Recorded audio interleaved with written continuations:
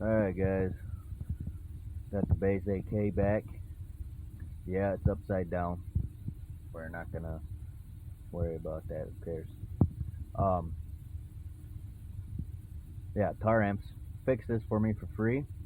Just got it back yesterday. Wired in yesterday. I'm out. Give you guys a demo of it quick too. This amp is very powerful amplifier.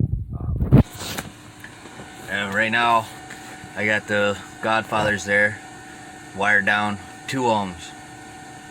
This amplifier is a 1 ohm stable amplifier, but my options are 2 ohms or half an ohm. And yeah, we're not wiring those Godfathers to half an ohm on this amplifier. Not yet, anyways. Not yet. This amplifier will destroy these Godfathers at half an ohm. I know that for a fact.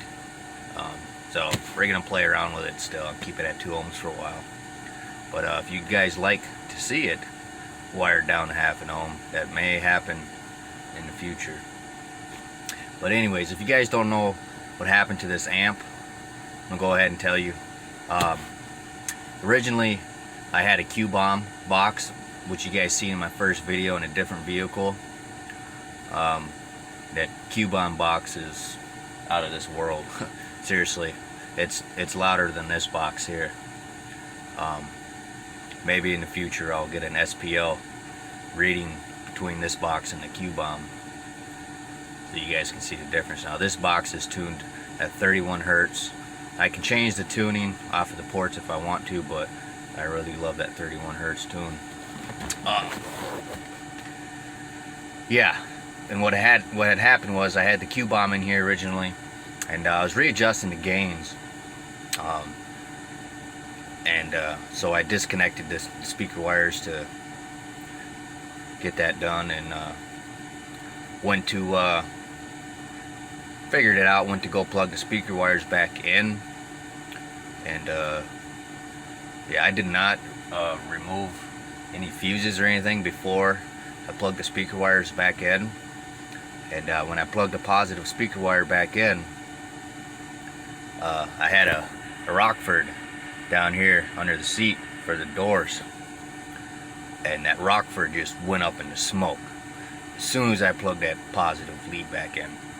Filled this whole truck up with smoke. This amp, though, it gave no indications that it blew until I went to try and power it on again. It did not smoke. It didn't do anything. It just, that Rockford down there just fucking blew up. So, and then I called. What had happened? What had caused that to happen? Besides not pulling the fuses out, is I had the wires running underneath that seat there from the Q-bomb. I had this underneath the seat at the time, and the seat had pinched my speaker wires, and I did not notice it until after the amp blew. I said, well, why did it blow? So I got digging in, and yep, the speaker wire was touching the frame of the seat when I plugged it in, and boom. So so I called Taramps. They said, hey, if it's still under warranty, send it in, we'll fix it for free. So I sent it in, they fixed it for free, they sent it back. The only thing I paid for was shipping. They didn't care that it was my fault. They didn't care if it was a manufacturing default. All they said is, if it's under warranty, we'll fix it at no cost to you other than shipping. So I paid to ship it there, and that was it. They shipped it back. I didn't pay for shipping, return shipping, or nothing. The only thing they did not fix on this amp, which I was a little bummed about, as I specifically asked them to fix it, was my clip light indicator here. That on light does not work. I mean, sometimes if you flip this over and you push this back piece down, sometimes it will start to work as long as you're holding that back piece down. But other than being able to hear the fan and looking back to see if the light is on the amp, you don't know if it's on, you know, because it's not showing that it's on up here. But the clip and protection light does work.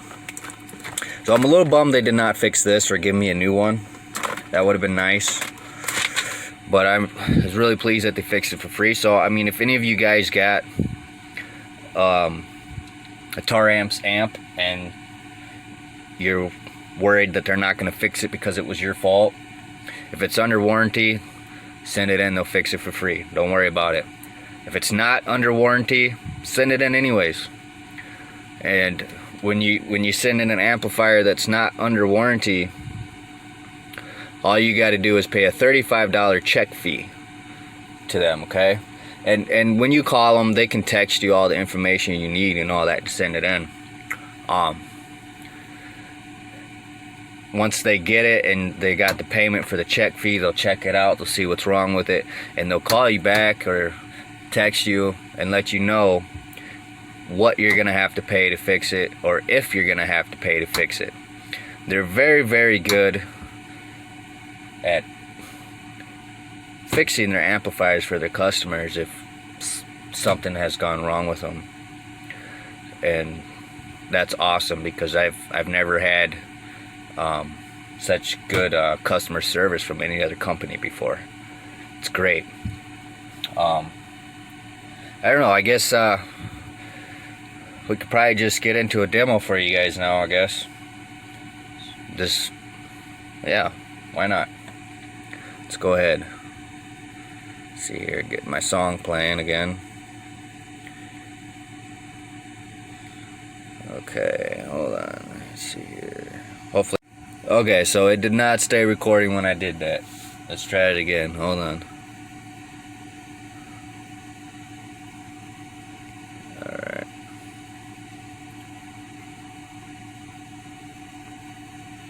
Alright, we got it playing now. The song is Hell in My City by Lil Durk.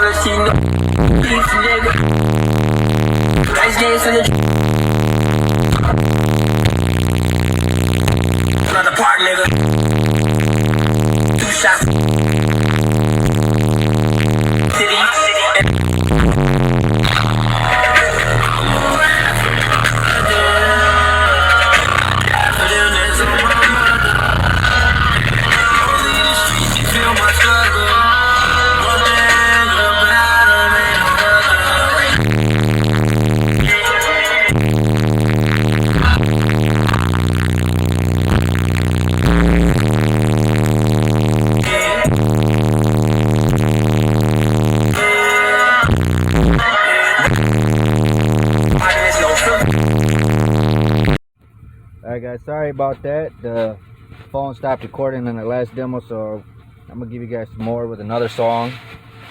I was playing that Lil Durk off of Pandora, which on Pandora it doesn't slap as hard as it does on YouTube, at least with my phone.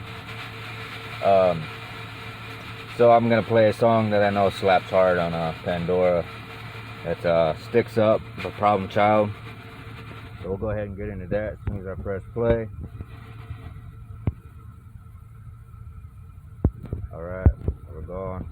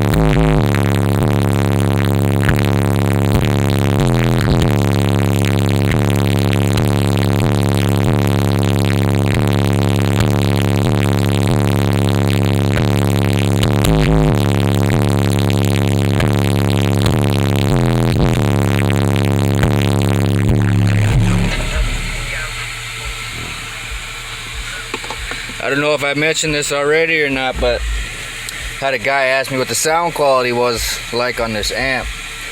And at 2 ohms, I tell you what, it is extremely clear sound quality. Right now on this song, it was just clipping, and I couldn't even tell that it was clipping because it was still so smooth. Unlike the DD M2C I had, when that amp clipped, you could tell it was clipping. But on the other hand, I had that DD wired at 0.5 ohm, so, and that DD at 0.5 ohm is just as loud as this at 2 ohms in my setup.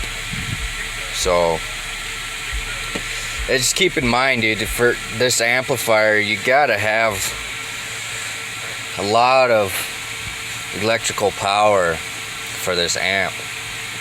I mean, you do, but you don't. You can hook this amp up on stock electrical like I did on that first video I made, and it's still gonna fucking bump. But, and I mean, you can tune it to your electrical so it doesn't clip and all that, but I mean, you're just not gonna see its full potential. And I mean, it'll still get loud on stock electrical, don't get me wrong. And even with what I got in here, I got a Mechman 250, and you know, it just can't keep up with the current draw from this amp. But I don't know what I'm dropping to with this amp.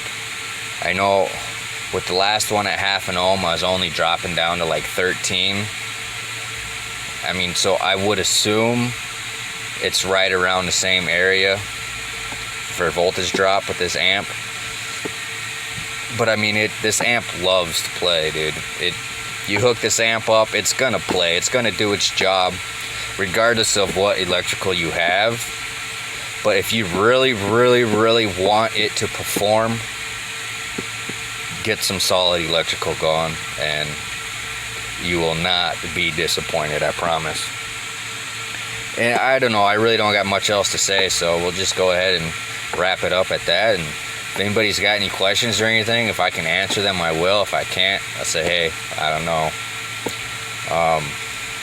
Feel free to comment, like, subscribe. Doesn't matter. You guys have a good day, and thanks for watching. Alright guys, I just wanted to make a little quick correction on what I said about the amplifier not keeping up with the current draw. Or with my alternator not keeping up with the current draw. The problem with that is I'm pushing the amplifier. Okay, now I can adjust the amplifier so that the alternator can keep up with its current draw, but I'm not doing that because I want power. Okay, and that's the other thing. You hear all these people, and even me, I just said it a second ago, but I'm back to correct it, that these amplifiers are power hungry, and that's not exactly true. And let me tell you why. It's the operator of the amplifier that's power hungry, okay? You want this amp, these tar amps to, get louder and louder and louder. You want 150s plus out of these tar amps. So you're going to feed it everything you can. So, and these amps will take whatever you feed at them. They'll eat the current up. They don't care. These amps do not care. And that's why a lot of people are saying these amps are power hungry, is because they're feeding it everything they got. And it's just taking it like nothing. And it's like, it's me, it's everybody else. It's the operators of these amps that are power hungry. You feed it all the power you want, it's going to take it no problem all day long. You give it a little bit of power, it's going to take that too. And you're just going to want more out of it if you do that. And that's why I say go get, some solid electrical so that you can be power hungry and be happy that this amplifier is taking the power, you're giving to it. It's pushing out the power you're wanting it to. Yeah, I don't know. I guess that's just my opinion on it. But yeah, I'll stop wasting your guys' time. So, yeah, have a good one.